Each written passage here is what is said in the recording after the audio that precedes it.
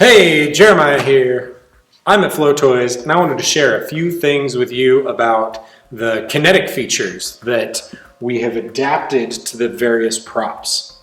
We just had a big update with all of the different vision props, and in that update, along with optimizing the visual appearance of a lot of them, we also optimized the kinetics for different styles of juggling and spinning. So with the clubs, that's what we've been using for quite a while for all the props. We kind of did a one-size-fits-all approach to get the vision line off the ground, and now we've got several different versions of the firmware that can be used for different types of spinning. So I'm going to demonstrate how pulse, as an example, and how solar flare, as another example, have different types of kinetics for different use cases for various styles. So with the clubs on pulse, right, you've got a fairly sensitive kinetic, enough so that it will sense your catches when you get a catch. But we also have a stall kinetic that allows stalls to be detected and have the effect come out as well. So when I say stall for clubs, obviously I mean flats, or what's really a zeroG sensitivity, free fall. So when I juggle flats in clubs, it lights up. Or when I'm just doing the catches, it lights up. Or any kind of taps, it might light up. Or high spin will cause it to light up. So there's lots of different ways that the clubs can be used with pulse and to create that pulse effect. Let's take a look now at the staff. The staff is a little bit different because for the most part you're spinning it, but you're also spinning it at really high speeds, speeds that would often cause the clubs to respond. And so in this case, you can activate it at really high speeds if you want, but it will also activate on catches, or if you stalled your staff, I guess it would also do that. I don't know if that's a thing, maybe you stall your staff. But especially for catches, quick hard changes, maybe you like to do a quick shift or change. You've come up with different ways to use that effect for stabs. But one of the ones I'm especially excited about are the poi. The club kinetics for poi didn't line up very well at all. And so we rebuilt the kinetics so that the pulse function works real nice with poi.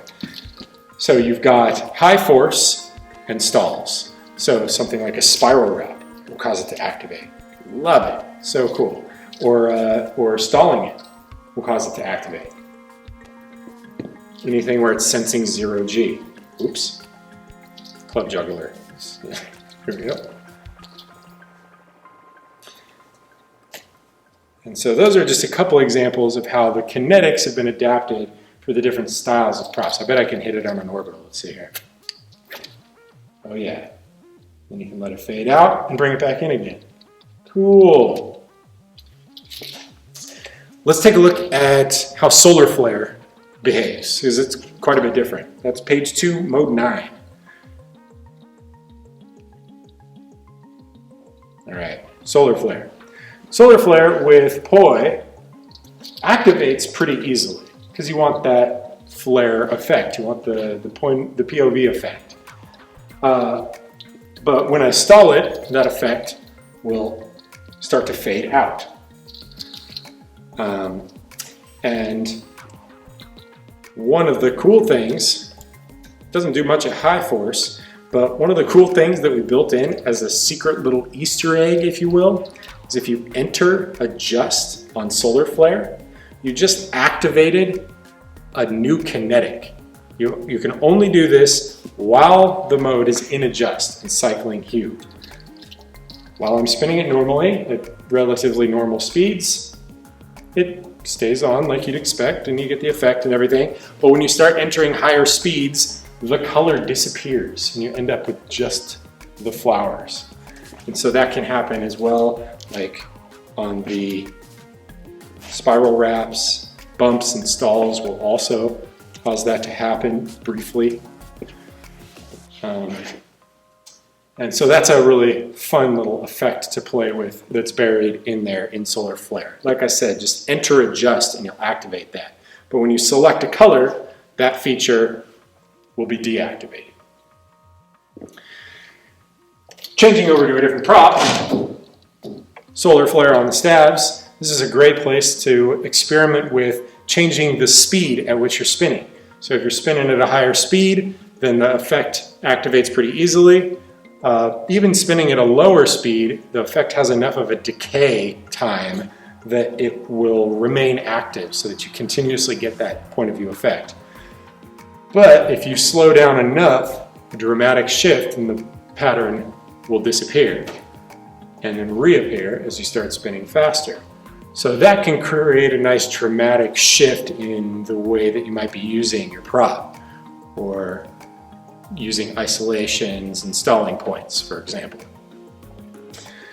When we go to the clubs, this one I thought would be nice to have a little less sensitive, because when you're juggling, flashing lights in your face aren't really that appealing to juggle. Even though it might look good from the outside because you get more of the point of view effect, the experience of doing it can be a little jarring. And so what we've got here is pretty exciting. This one activates just a little bit at force that's normally used to throw a club. You can see it activating as it comes out of my hand. But by the time it peaks, it has already faded out. Which means it's at just the right sensitivity that if I want to highlight the effect, I can throw a double off to the side to show you the effect.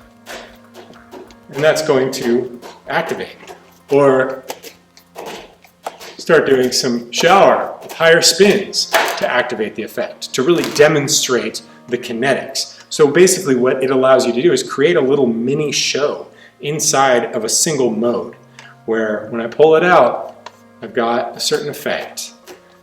You know, if I'm throwing flats, you won't see the effect hardly appear at all, except at the beginning and maybe at the catch. And then as soon as I start hitting those doubles, right, boom, the effect appears. And the crowd goes wild.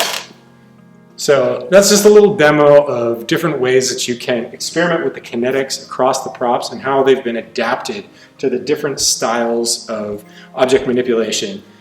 And more fun for us to use and play with. We really get to learn from the props in certain ways how to experience the prop in a new way, right? The fact that the staff encourages you to slow down to use that kinetic can teach us to dance a little differently and interact with the prop. It makes it feel more alive and more like there's almost a conversation going on between you and the prop.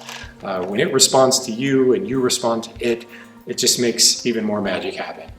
So thanks for tuning in. I hope you learned a little something. Go out there, play with your props, find your flow. You know how it goes. See ya.